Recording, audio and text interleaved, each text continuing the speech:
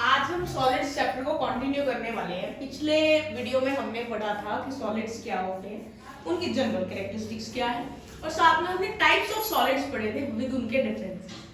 हमने पढ़े थे टाइप्स ऑफ सॉलिड में amorphous solids and crystalline solids. So उसमें मैंने आपको बताया था क्रिस्टलाइन सॉलिड जो है वो है ट्रू सॉलिड्स, अमॉर्फस सॉलिड है सूडो सॉलिड्स। सो हम ट्रू सॉलिड्स की फर्दर क्लासिफिकेशन करने वाले हैं। हम पढ़ने वाले हैं types of crystalline solids and there are 4 types of crystalline solids: ionic solids, covalent solids और नेटवर्क सॉलिड्स, मॉलिक्यूलर सॉलिड्स। और मॉलिक्यूलर सॉलिड्स के सब टाइप्स हैं: polar molecular solids, non polar molecular solids और hydrogen bonded molecular solids. And the last type of crystalline solid is metallic solids. एक एक करके हम इन सभी टाइप्स को पढ़ने वाले हैं। सबसे पहले हम पढ़ने वाले हैं आयनिक सॉलिड्स क्या होते हैं।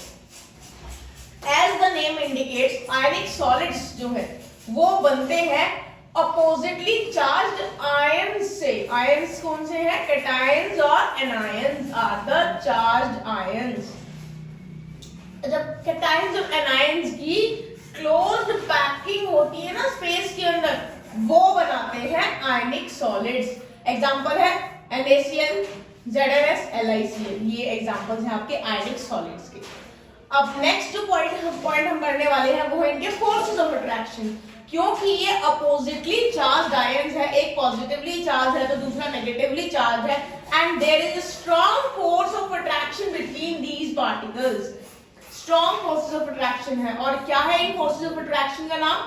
कूलम्बिक फोर्सेस ऑफ अट्रैक्शन या फिर इलेक्ट्रोस्टैटिक फोर्सेस ऑफ अट्रैक्शन है ये।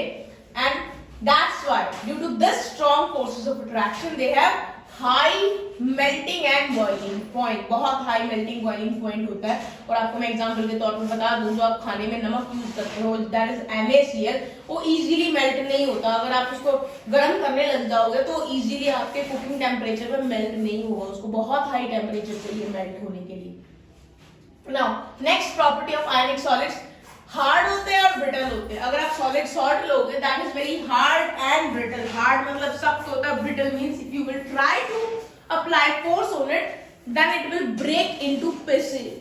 This is called brittle. Brittle मतलब किसी भी चीज को फोर्स अप्लाई करते हो पीसेस में टूट जाए, वो ब्रिटलनेस होती है। नेक्स्ट प्रॉपर्टी ऑफ आयनिक सॉलिड्स, दे आर, ये जो आयनिक सॉलिड की नेक्स्ट प्रॉपर्टी मैं बताने वाली हूं यहां पर, that is about the electrical conductivity. इसके बारे में एक स्पेशल चीज है जो कि आप क्लास 10th में भी पढ़ चुके हो, आपने 11th में भी पढ़ा है, अब फिर पढ़ने वाले हो। क्या होती है इसकी प्रॉपर्टी इलेक्ट्रिसिटी के बारे में? सॉलिड स्टेट, अगर सॉलिड स्टेट में हम सोचे कि इलेक्ट्रिकल कंडक्टर्स हैं, no they are not electrical conductors in solid state. ऐसा क्या है कि ये सॉलिड स्टेट में कंडक्ट नहीं करते इलेक्ट्रिसिटी? जैसे कि मैंने आपको बताया, they have strong forces of attraction between the constituent particle, that's why they have high melting point. इतने स्ट्रॉन्ग फोर्सेस ऑफ अट्रैक्शन है कि ये काफी क्लोज पैकिंग बनती है इन आपके सॉलिड्स में, आयनिक सॉलिड्स में। इतनी क्लोज पैकिंग होती है कि आपके आयंस फ्री होते ही नहीं सॉलिड स्टेट में। अगर आयंस फ्री नहीं है तो इलेक्ट्रिसिटी भी कंडक्ट नहीं होती सॉलिड स्टेट में। लेकिन जब आप उनको मेल्ट करते हो तो उनके फोर्सेस ऑफ अट्रैक्शन ओवरकम हो जाते हैं, आयंस फ्री स्टेट में आ जाते हैं। और जब आप उसको एक्वस स्टेट में लेके आते हो, मतलब पानी में घोलते हो या फिर किसी पोलर सॉल्वेंट में घोलते हो, तब भी उनके आयंस फ्री स्टेट में आ जाते हैं। इसीलिए आयनिक solids they are conducting in molten and aqueous state. Molten और एक्वस स्टेट में ये as a good conductor of electricity behave करते हैं, क्योंकि इस स्टेट में उनके आयंस फ्री होते हैं इलेक्ट्रिसिटी कंडक्ट करने के लिए। नेक्स्ट पॉइंट, डिसॉल्व किसमें होते हैं? क्योंकि ये चार्ज पार्टिकल्स होते हैं, इसके में पॉजिटिवली चार्ज और नेगेटिवली चार्ज है, तो इसमें पोलैरिटी है एक तरह से, तो ये पोलर सॉल्वेंट्स में ही डिसॉल्व होते हैं। जैसे कि आपका पानी है, तो नमक पानी में कितना इजीली घुल जाता है, लेकिन अगर आप नमक को किसी ऑर्गेनिक सॉल्वेंट में घोलने की कोशिश करोगे, चलो पेट्रोल में ही घोलने की कोशिश करोगे, तो वो नहीं घुलेगा, क्योंकि petrol is non polar solvent. Next property, इनकी रिएक्शंस की बात करेंगे हम इसकी लास्ट प्रॉपर्टी में। आयनिक रिएक्शंस काफी फास्ट है, बहुत फास्ट है, एकदम इंस्टेंटेनियस। क्यों? क्योंकि जो आयनिक रिएक्शंस होती है वो जनरली एक्वस स्टेट में लेते हैं। हम जब आयनिक रिएक्शंस करते हैं हम सॉलिड स्टेट में नहीं इनको रिएक्ट कराते हैं। We use to take their solutions, we use to take their aqueous state. हम क्या करते हैं, अपने आयनिक सॉलिड को पानी में या किसी पोलर सॉल्वेंट में घोलते हैं और उस सॉल्यूशन को हम रिएक्ट कराते हैं। इसीलिए ये रिएक्शंस क्या है, बहुत फास्ट होती है, बहुत ही ज्यादा फास्ट होती है। Within no time the reactions takes place. So these were the few properties about the ionic solids. Now we are going to discuss about the next type of crystalline solids, that is covalent or network solids. क्या होते हैं covalent network solids? इसमें जो constituent particles होते हैं वो atoms होते हैं, और atoms भी कौन से, जो non metals को belong करते हैं और जिनमें covalent bonds होते हैं। तो याद रखना यहाँ पे हम उन molecules की बात कर रहे हैं जिसमें नॉन मेटल्स हैं, एटम्स, और लिंक्ड किससे है, कोवलेंट बॉन्ड से। एग्जांपल आपका डायमंड, ग्रेफाइट, क्वार्ट्ज, ये सारे एग्जांपल्स हैं आपके कोवलेंट या नेटवर्क सॉलिड्स के। नेक्स्ट, कैसी पैकिंग है इनमें, किस तरह की बॉन्डिंग है। इसमें भी काफी क्लोज पैकिंग है और स्ट्रॉन्ग बॉन्डिंग है, लेकिन इनके बॉन्डिंग और पैकिंग की बात करूं मैं, कंपेयर करूं आयनिक सॉलिड से, तो इसकी जो बॉन्डिंग और पैकिंग है वो थोड़ी सी वीक है as compare to ionic solids, लेकिन overall it is very strong bonding but less than the ionic solids, but still due to strong bonding they have high melting and boiling point but less than ionic solids. Next point, क्योंकि इनकी strong bonding है इसीलिए hard होते हैं। मैं आपको बता दूं, diamond which is a covalent solid is the hardest known substance. Now next property is their conductivity. आपको बता देती हूँ, इलेक्ट्रिसिटी कंडक्ट करने के लिए दोनों में से एक चीज होनी चाहिए, या तो हमारे पास फ्री इलेक्ट्रॉन्स हो या फ्री आयंस हो। आयनिक सॉलिड के केस में ही हमें फ्री इलेक्ट्रॉन्स मिलते हैं, लेकिन अगर हम कोवलेंट सॉलिड्स की बात करें ना, तो कोवलेंट सॉलिड्स में फ्री इलेक्ट्रॉन्स होते हैं ना फ्री आयंस होते हैं। That's why due to the absence of free electrons and ions they are poor conductors of electricity. But still here I am going to tell you one exceptional case, that is graphite. Graphite being a covalent network solid is good conductor of electricity because it has free electron, क्योंकि उसके अंदर एक carbon 3 carbon से जुड़ा हुआ है covalent bond के साथ और उसका एक इलेक्ट्रॉन फ्री है। That's why it helps it to conduct electricity. Third type of crystalline solid is molecular solid. जो मॉलिक्यूलर सॉलिड्स होते हैं उनके कॉन्स्टिट्यूएंट पार्टिकल्स जिनसे वो बनते हैं वो मॉलिक्यूल्स होते हैं। और जैसे कि मैंने आपको अभी बताया भी था कि मॉलिक्यूलर सॉलिड्स के 3 टाइप्स हैं, non polar molecular solids, polar molecular solids और हाइड्रोजन बॉन्डेड मॉलिक्यूलर सॉलिड्स। तीनों को हम 1 बाय 1 डिस्कस करने वाले हैं। सबसे पहले हम डिस्कस करेंगे नॉन पोलर मॉलिक्यूलर सॉलिड्स। इसमें जो कॉन्स्टिट्यूएंट पार्टिकल्स होते हैं वो ऐसे एटम्स होते हैं जैसे नोबल गैसेस है जो न्यूट्रल है, जिनमें कोई चार्ज नहीं होता, जो इंडिविजुअली एग्जिस्ट कर सकते हैं, या फिर होते हैं नॉन पोलर मॉलिक्यूल्स। तो चाहे वो एटम्स हो नोबल गैसेस के या नॉन पोलर मॉलिक्यूलर सॉलिड्स हो, नॉन पोलर मॉलिक्यूल्स हो, दोनों पे ही कोई चार्ज नहीं होता है, इसीलिए उसको हम नॉन पोलर बोलते हैं, विदाउट पोलैरिटी, जिसपे पॉजिटिव नेगेटिव चार्ज कुछ नहीं है। एग्जांपल है आपके सामने हीलियम सॉलिड स्टेट में, आर्गन सॉलिड स्टेट में, और बाकी नॉर्मल गैसेस के भी एग्जांपल्स आप दे सकते हो सॉलिड स्टेट में।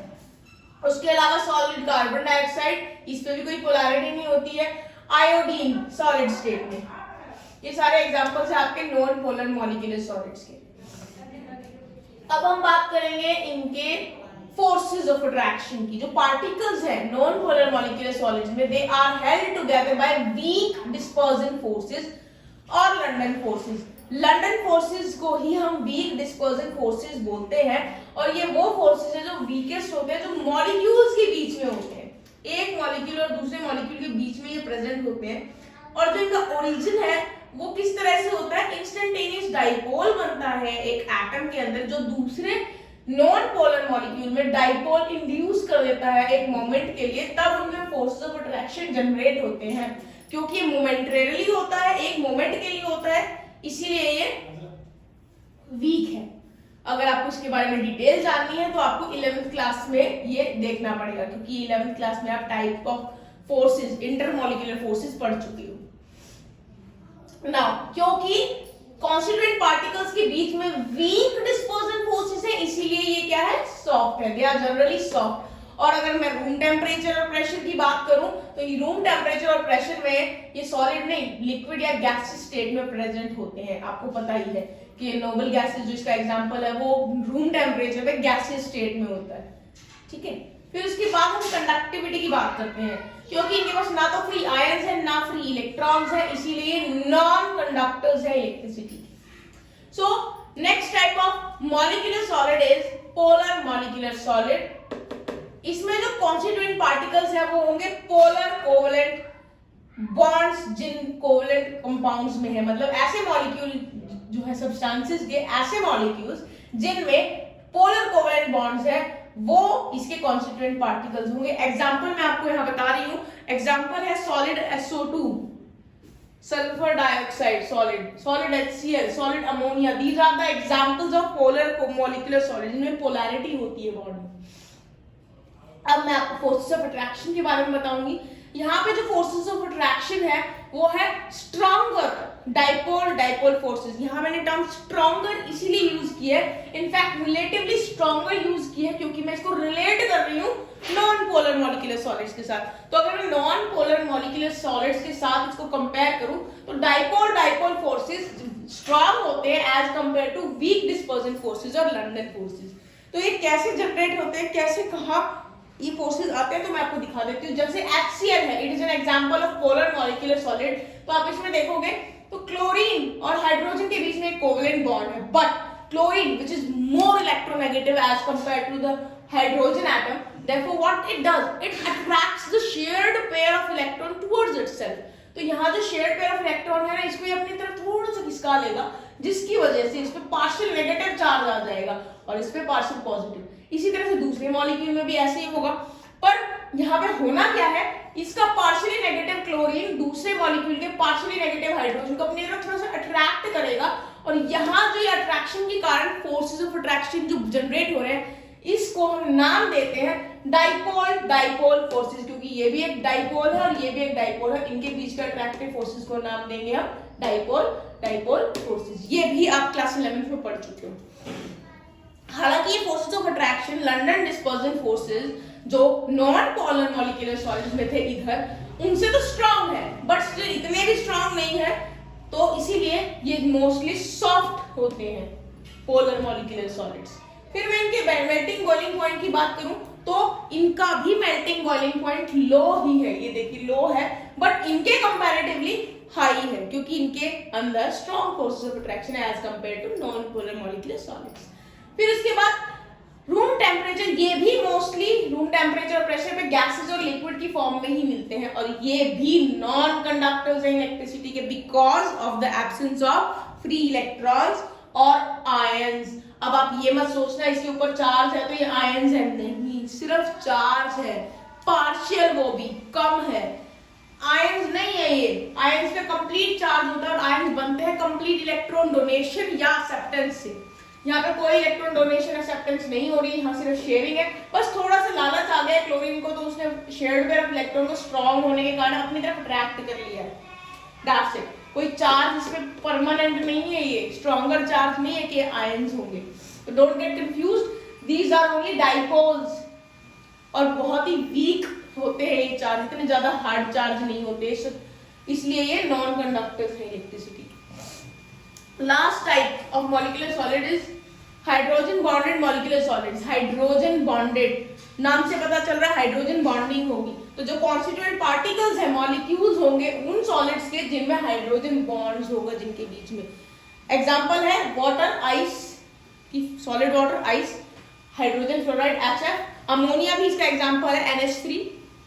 सो यहाँ पे होगा क्या एग्जैक्टली, यहाँ पे वो सॉलिड्स है जिनमें हाइड्रोजन बॉन्ड है, किसके बीच में, हाइड्रोजन बॉन्ड हमेशा हाइड्रोजन और हाईली इलेक्ट्रोनेगेटिव एलिमेंट्स के बीच में होता है। और कौन highly electronegative elements, phone, FON, fluorine oxygen nitrogen, इसको याद कर सकते हो आप फोन से, PHONE फोन नहीं, FON phone, fluorine oxygen nitrogen से आप याद कर पाओगे इसको।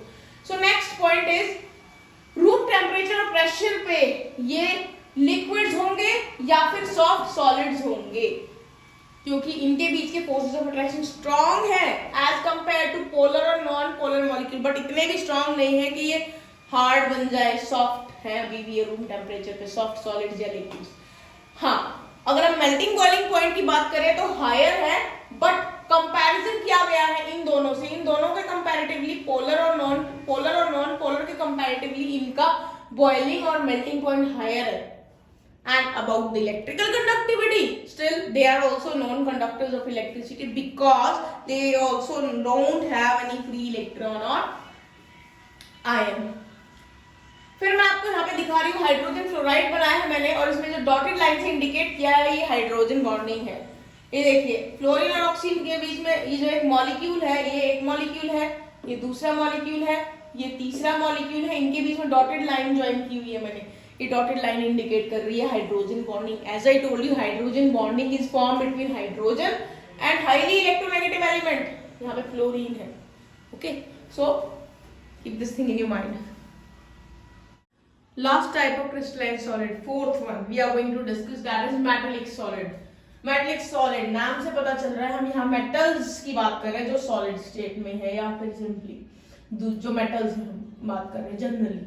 सो आपको पता होना चाहिए कि 3/4 जितने भी एलिमेंट्स पता है उनमें से 3/4 एलिमेंट्स जो है मेटल्स हैं, और इसमें मरकरी और गैलियम ये दो ऐसे मेटल्स हैं, सिर्फ exceptional cases which are liquid in state but all others are solid in state. So metals की जो प्रॉपर्टीज है आप सबको बहुत अच्छे से पता है, बस हमें यहाँ पे रिवाइज करनी है।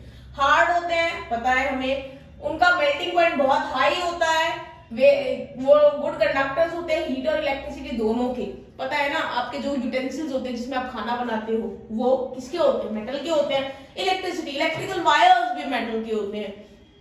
सो this is the best example to indicate you that they are good conductors of heat and electricity. They are lustrous, shiny होते हैं, आपने देखा होगा मेटल के सरफेसेस चमकीले होते हैं।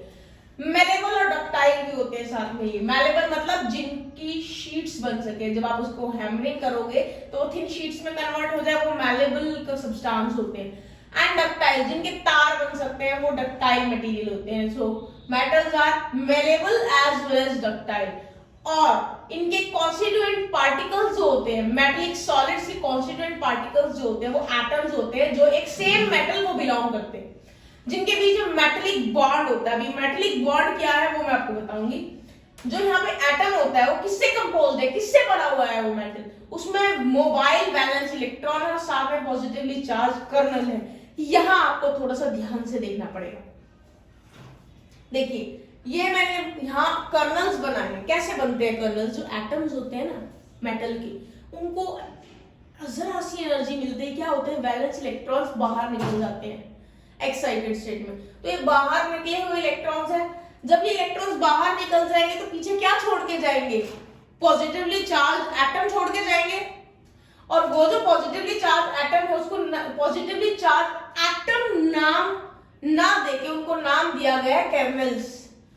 कर्नल्स नाम दिया गया है इसको, ठीक है। तो ये है कर्नल्स आपके, और ये इलेक्ट्रॉन्स है जो इनमें से निकले। ये मोबाइल है इलेक्ट्रॉन्स, ये घूम सकते हैं, इधर उधर घूम सकते हैं, लेकिन ये जो कर्नल्स है ये फिक्स्ड है। अब आपका ये जो इलेक्ट्रॉन मान के चलिए इस एटम को बिलोंग करता है, इस कर्नल को बिलोंग करता है, सॉरी इस कर्नल को बिलोंग करता है। जरूरी नहीं है ये इलेक्ट्रॉन यहीं आएगा, ये कहीं और भी जा सकता है। तो मेटलिक बॉन्ड क्या है? Metallic bond is the bond या force of attraction between the positively charge kernel and the electrons that are mobile valence electrons. इस चीज का आपको ध्यान रखना है। तो इन दोनों के बीच की जो बॉन्डिंग है ना उसको मेटलिक बॉन्ड बोला गया है। ये आपके क्रिस्टलाइन सॉलिड्स के 4 टाइप्स कंप्लीट हो गए। पिछली वीडियो में मैंने आपसे 2 क्वेश्चंस पूछे थे। पहला क्वेश्चन था why window panels of older glass window look milky, और दूसरा क्वेश्चन था why older glass are thicker at the bottom and thinner at the top.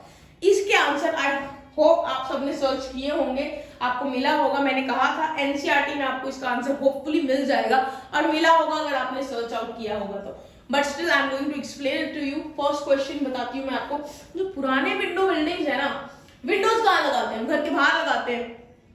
पुरानी बिल्डिंग है तो क्या हुआ होगा उस ग्लास के साथ?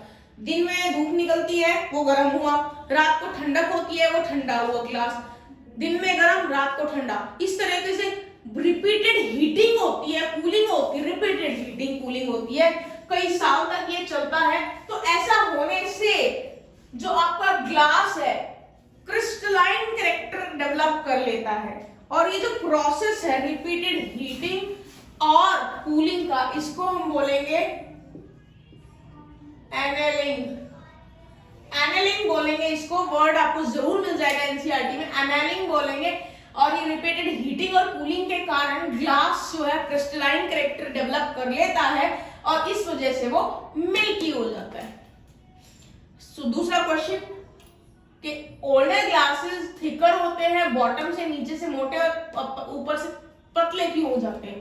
बताया था मैंने आपको, glass is an example of amorphous solid, और amorphous solids are super cooled liquids. जब बोल ही दिया है कि वो लिक्विड्स हैं, तो उनके अंदर टेंडेंसी क्या है? They have tendency to flow, मतलब दे आर फ्लूइड्स। फ्लूइड है तो भाई बह गए वो, और बह के नीचे की तरफ ही तो बहेंगे, नीचे की तरफ बहे तो नीचे से थिक हो गए, ऊपर से थिन रह गए। That's it, simple.